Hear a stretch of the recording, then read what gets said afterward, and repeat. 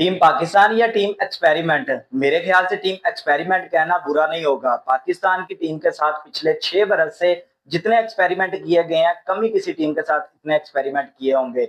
हमने कप्तानों की तो बारिश ही कर दी, कभी ये कप्तान कभी वो कप्तान। सरफराज की कप्तानी से लेके अभी तक जब से सरफराज गए हैं, उनकी कप्तानी से लेकर मोहम्मद रिजवान की कप्तानी तक हम एक आईसीसी का इवेंट नहीं जीत पाए। इवन के हम एक एशिया कप तक नहीं जीत पाए और हम श्रीलंका से फाइनल में हार रहे हैं। श्रीलंका जैसी टीम हमें हरा रही है और बांग्लादेश जैसी टीम हमें घर बुला के सीरीज हरा रही है। और वेस्ट इंडीज जैसी टीम, वेस्ट इंडीज जैसी 10वें नंबर के ऊपर मौजूद टीम, जो टीम रैंकिंग में 10वें पायदान के ऊपर मौजूद है, वो टीम हमें शिकस्त दे रही है। और इतनी बड़ी शिकस्त दे रही है, 202 रन से शिकस्त दे रही है और 35 साल के बाद हमें शिकस्त दे रही है। उस सीरीज में हमने जो है मौका दिया बाबर आजम को, उस सीरीज में हमने रिजवान को मौका दिया, उस सीरीज में हमने बड़े स्टार प्लेयर्स को मौका दिया।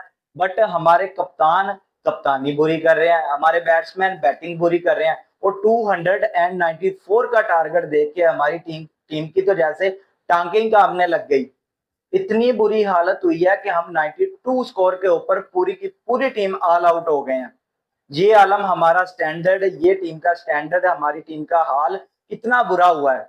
और अबरार अहमद जो इतने खूबसूरत ओवर करवाने, उनका कोटा तक नहीं पूरा हुआ, कप्तान ने उनको पूरे ओवर तक नहीं करवाने दिए। और जो इतनी जबरदस्त बॉलिंग करवा रहे हैं, हमने बाबर आजम को उस टीम के अंदर खिलाया। बाबर आजम के पास एक मौका था, बाबर आजम के पास एक चांस था कि बाबर आजम अच्छी परफॉर्मेंस देते।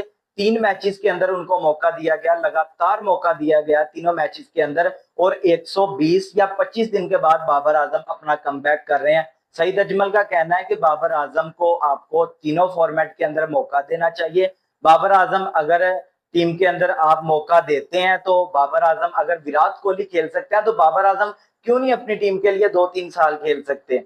तो कंपैरिजन जो है वो उस तरफ चला दिया है सईद अजमल ने कि बाबर आजम को लगातार मौका दिया जाना चाहिए। और शाहिद अफरीदी ने यह कह दिया है कि अगर आप वेस्ट इंडीज का हार का जिम्मेदार अकेले बाबर आजम को बनाते हैं, तो फिर ये नाइंसाफी होगी। और इस मौलवी साहब का कहना है कि बाबर आजम के ऊपर जादू हुआ है, बाबर आजम के ऊपर जो है वो आसार है, जादू के आसार नजर आ रहे हैं और बाबर आजम जो है वो नजरे बद का शिकार है।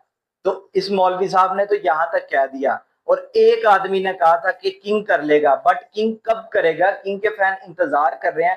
किंग के फैन तो इस तस्वीर से खुश हो रहे हैं, खाली एक पिक्चर है, आगे किंग खड़ा है, पीछे बाबर खड़ा है, तो बाबर के फैंस तो इस चीज से खुश हो रहे हैं कि यार देखो किंग बाबर बन गया है, तो क्या ही बात है। किंग को सोचना चाहिए कि किंग की फैन फॉलोइंग क्या है, किंग को अपनी परफॉर्मेंस के ऊपर ध्यान देना चाहिए। किंग ने 3 मैचेस के अंदर 56 उनका जर्सी नंबर है और 56 ही उन्होंने जो है वो रन किए हैं।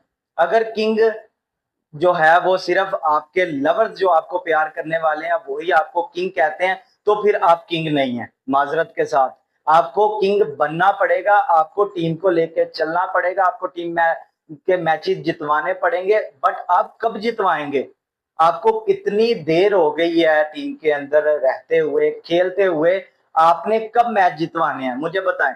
मेरे ख्याल से, जहां तक मेरी सोच है, सिर्फ एक सिंगल मैच जिस मैच को देखने का मजा आया, इंडिया के अगेंस्ट जो 152 रन किए बाबर और रिजवान ने, नॉट आउट रहे, 10 विकेट से शिकस्त दी इंडियन टीम को।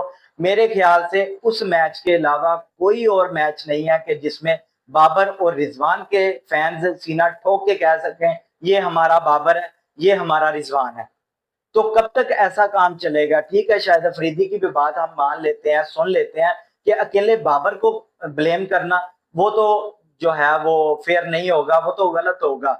बट नसीम शाह सीपीएल में क्या कर रहे हैं? 3 ओवर के अंदर 20 रन महज दे के 2 विकेटें ले रहे हैं और जनाब के जो है वो चेंज हो गए हैं, रवैये चेंज हो गए हैं, जनाब के रिएक्शन चेंज हो गए हैं, सलूट मारने लग गए हैं। और अगर नेशनल टीम के लिए इन लोगों ने खेलना हो, तो नेशनल टीम में इनका आलम यह है कि लास्ट ओवर में 18 से 20 रन पिट रहे हैं और इतने बुरे तरीके से नसीम पिट रहे हैं। तब तो ये सलूट नहीं था बज रहा, तब तो सलूट आप नहीं थे लगा रहे। आप किसी लीग में जाते हैं तो आप ऐसे खेलते हैं कि जैसे आपके जैसा कोई प्लेयर ही नहीं है। जब भी आप टीम के अंदर कमबैक करते हैं तो आप कहते हैं हमें इंजरी है, हमें ये है, हमें फलां है, फलां है। तो सिंगल साइड मोहब्बत नहीं चलती। अगर अगर फैंस आपके ऊपर ट्रस्ट करते हैं, अगर आपके सिलेक्टर आपके ऊपर ट्रस्ट करके बाबर को ला रहे हैं, अगर इतने लोग बाबर की तारीफ कर रहे हैं, तो बाबर आजम को अपनी परफॉर्मेंस दिखानी पड़ेगी। तकरीबन लगभग 2 साल हो गए हैं किंग बाबर आजम के बैट से सेंचुरी नहीं आई। तो ये फिर कैसा किंग हुआ? कैसा किंग हुआ? सिर्फ नाम का किंग हुआ। तो बाबर आजम को अपनी फॉर्म के ऊपर ध्यान देना पड़ेगा, सिलेक्टर्स को इस चीज के ऊपर ध्यान देना पड़ेगा कि किसको कप्तान होना चाहिए। आपके कप्तान को यही नहीं पता कि मैंने किससे बॉलिंग करवानी है, किसको कितने ओवर्स निकलवाने हैं, बस पिटी जा रहे हैं, पिटी जा रहे हैं। लास्ट जो हम ओडीआई का मैच हारे हैं, वैसे तो हम लगातार अगर 10 मैचेस की बात करें, एक मैच हमने जीता है, बाकी 9 मैचेस हम हारे हैं। अगर लास्ट मैच की बात करें तो लास्ट मैच के अंदर अकेले शेख होप हमारी पूरी टीम से जीत गए। 120 रन उन्होंने किए, नॉट आउट रहे, और हमारी पूरी टीम 92 स्कोर के ऊपर ऑल आउट हो गई। तो ये म्यार, ये स्टैंडर्ड हमारी टीम का हुआ पड़ा है, ये पीसीबी का म्यार हुआ पड़ा है कि हम जिनको कहते हैं कि ये फला प्लेयर सिफारिश के ऊपर आया हुआ है, उनको दोबारा अगेन भर्ती करना है। जिस प्लेयर की सिफारिश नहीं है, जिस प्लेयर के पास टैलेंट है, उस प्लेयर को आप मौका नहीं दे रहे। तो पूरे का पूरा निजाम अगर आप सेट नहीं करेंगे तो आप फिर नेक्स्ट वेस्ट इंडीज की टीम बन जाएंगे, नेक्स्ट फिर आप जिम्बाब्वे की टीम बन जाएंगे, नेक्स्ट फिर आप कोई भी टीम लगा ले जो स्पॉन्सरशिप के ऊपर चल रही है, आप नेक्स्ट फिर वो वाली टीम बन जाएंगे।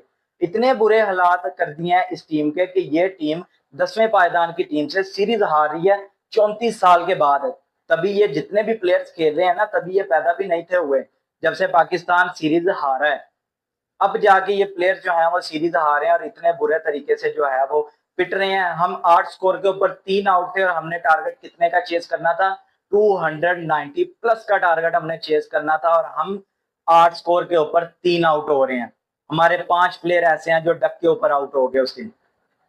तो इस टीम को बेहतरी की जरूरत है। इस टीम के साथ तजर्बे बहुत हो गए, सरफराज के बाद बाबर लाए, उनकी परफॉर्मेंस बेकार की, उनके बाद जो है शाहीन अफरीदी आए, फिर रिजवान आए, फिर बाबर आए, फिर जो है वो अभी रिजवान आए हैं। तो रिजवान के बाद अभी नेक्स्ट पता नहीं कौन से कप्तान होंगे, शदाब वो इस कप्तान है, सलमान अली आगा वो इस कप्तान है ओडीआई के। तो इस टीम के साथ बहुत तजर्बे हो गए, अब बस कर दें। अब फैंस के अंदर और मजीद जो है वो सब्र नहीं है कि आप हारते चले जाएं और हम दुआ करते रहें कि टीम जीतेगी जीतेगी जीतेगी। आप प्लेयर ऐसे भर्ती करें कि जिनसे जीत की तवक्को ही नहीं की जा सकती। तो फिलहाल इस वीडियो में इतना ही। अगर आप चैनल पर नए हैं, जल्दी से चैनल को सब्सक्राइब कर दें। मिलते हैं नेक्स्ट वीडियो में। बाय।